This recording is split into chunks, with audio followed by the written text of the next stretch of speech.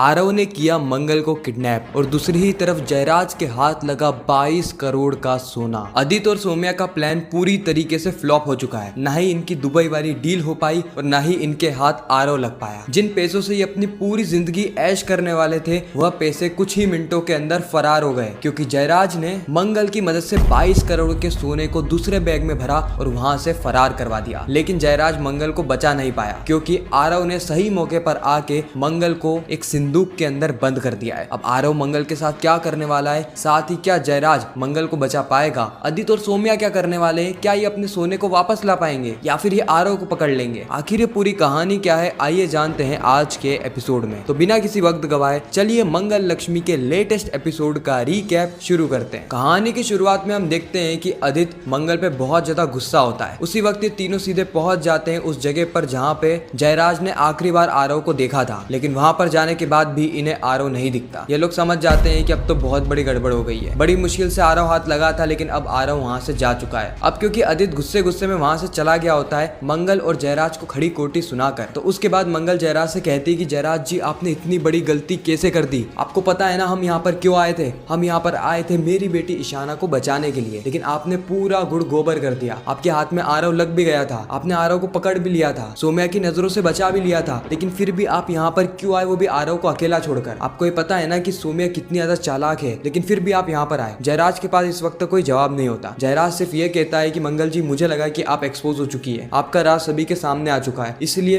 पता नहीं मुझे क्या हुआ कि मैं दौड़ा दौड़ा इधर आ गया। मंगल कहती है कि मैं अपना ध्यान खुद रख सकती हूँ जयराज जी, इससे पहले भी मैंने कई सारे गुंडों का सामना किया है और यह तो फिर भी आदित्य जी है जिनके साथ में 17 साल तक घुट घुट के जी रही थी। आपको क्या लगा ये मेरा कुछ बिगाड़ लेंगे, आपने बहुत बड़ी गड़बड़ कर दी। इतना ही नहीं बल्कि इस वक्त तो मंगल जयराज की कॉलर तक पकड़ लेती है, लेकिन जयराज गुस्सा नहीं होता, क्योंकि वह जानता है कि सारी की सारी गलती उसी की है। अगर जयराज की जगह आदित्य होता ना तो मंगल को खड़ी कोटी सुनाने लगता और मंगल की हिम्मत नहीं होती कि वो आदित्य की कॉलर पकड़ ले। खैर इस वक्त तक जयराज कहता है कि मंगल जी अब हिम्मत मत हारिए, हम यहाँ पर आरव को पकड़ने के लिए आए थे ना, हम आरव को पकड़ेंगे, यही कहीं होगा, वो यहाँ से बाहर नहीं गया होगा, बाहर मेरी पूरी टीम पहले से ही पहरा दे रही है, बस सौम्या ने उसे कहाँ छुपाया है हमें इस बात का पता लगाना है। मंगल कहती कैसे पता लगाएंगे, हम कैसे पता लगाएंगे, वहाँ मेरी बेटी ईशाना इंतजार कर रही होगी, जेल के अंदर तड़प रही होगी कि उसकी माँ आएगी उसे बचाने के लिए, लेकिन यहाँ पर तो हम बाजी जीत कर भी आ गए, आरव मेरे हाथ से निकल गया और अब तो हमें इस कंपटीशन से भी बाहर निकाल दिया गया है, हमारी असलियत सभी के सामने आ चुकी है और यहाँ पर तो सिक्योरिटी भी बहुत ज्यादा टाइट है। अब हम क्या करेंगे जयराज जी, हम यहाँ पर रुक भी नहीं सकते, अगर रुकेंगे नहीं तो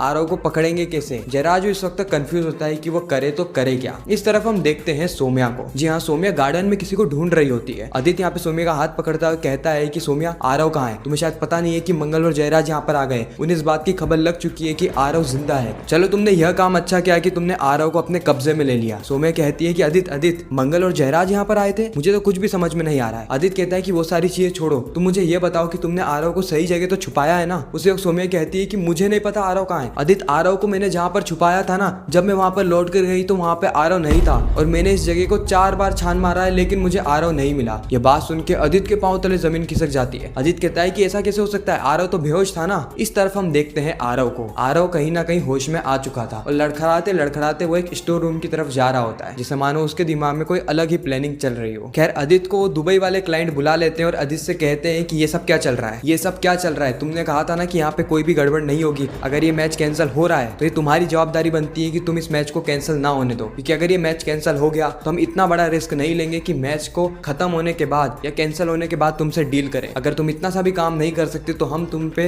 भरोसा नहीं कर सकते। इस वक्त तक आदित्य कहता है कि आप टेंशन मत लीजिए, मैच खेला जाएगा। उसके बाद आदित्य सीधे जाता है जयराज और मंगल के पास। आदित्य मंगल और जयराज दोनों को ही इमोशनल ब्लैकमेल करने लगता है पहला स्वाद के नाम से। आदित्य कहता है कि मंगल तुमने पहला स्वाद को इतनी ऊंचाइयों तक पहुंचाया है ना, तुम मानती हो ना कि आज भी पहला स्वाद जहाँ पर भी है तुम्हारे कारण है। मंगल कहती है कि हाँ। आदित्य कहता है कि जयराज जी आपने भी तो पहला स्वाद में इन्वेस्ट किया है और आप यहाँ पर भी इसीलिए आए ताकि आप पहला स्वाद की इमेज को बचा सके। जयराज कहता है कि बिल्कुल सही कहा आपने। उसके बाद आदित्य कहता है कि एक मौका है जिससे कि हम पहला स्वाद को बचा सकते हैं, हमारे क्लाइंट हमारे हाथ से नहीं जाएंगे, बस जैसा चल रहा है वैसा चलने दो, यानी आप इस प्रतियोगिता में हिस्सा लो और मंगल तुम भी इस मैच को कंप्लीट करो। इस वक्त तक मंगल हाँ कर देती है, क्योंकि मंगल और जयराज को तो मौका चाहिए था यहाँ पर रुकने के लिए, क्योंकि अगर ये यहाँ पर रुकेंगे तभी तो आरव को पकड़ पाएंगे, साथ ही आदित्य का जो प्लान है इसे भी फ्लॉप करवा पाएंगे। आदित्य ने यहाँ पर एक बहुत बड़ी गलती कर दी होती है। खैर आदित्य के जाने के बाद मंगल जयराज से कहती है कि यह तो माता रानी का शुक्र है कि उन्होंने हमें राह दिखा दी, अब हमें यहाँ पर रुकने का मौका मिला है। जयराज कहता है कि मंगल जी मैं आपसे वादा करता हूँ कि हम यहाँ से खाली हाथ नहीं जाने वाले, हम आरव को लेकर ही जाएंगे, चाहे उसके लिए हमें कुछ भी क्यों ना करना पड़े। और उसके बाद मंगल और जयराज दोनों ही संकल्प ले लेते हैं कि वह यहाँ से आरव को भी लेकर जाएंगे, साथ ही आदित्य के इस घिनौने प्लान को भी एक्सपोज कर देंगे और नाकामयाब कर देंगे। खैर इन सारी चीजों के बाद हम देखते हैं कि मंगल और जयराज अपने असली भेष में आ जाते हैं। इससे पहले इन्होंने सरदार जी का भेष धारण कर रखा था, अभी अपने असली भेष में आते हैं जहाँ पर इनको बैटिंग करके